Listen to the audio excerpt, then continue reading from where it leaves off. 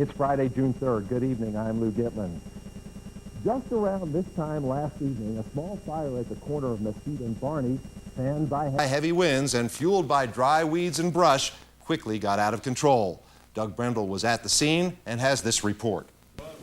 Like most wildfires, last night's corner of Barney and Mesquite started small but quickly got out of hand, threatening to sweep north up Barney with dozens of homes and businesses in its path.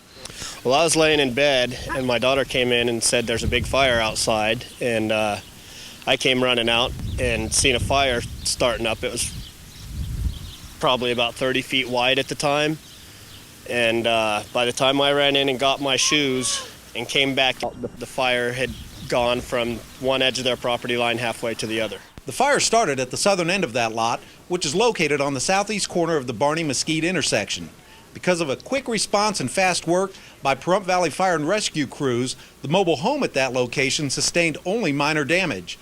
However, strong winds from the south enabled the wildfire to jump across Mesquite and quickly destroyed a single-family residence at the northeast corner of the intersection.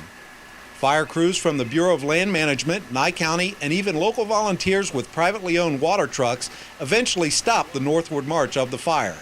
According to a fire department source, fire crews worked well into the early morning hours trying to stay ahead of tricky winds that shifted from due north to northwest to northeast to, amazing as it may seem, due south.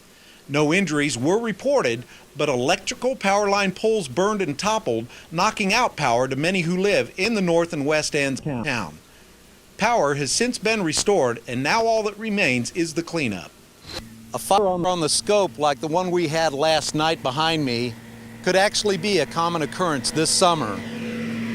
Because of the heavy rains over the past winter, we experienced an abundance of plant growth this spring.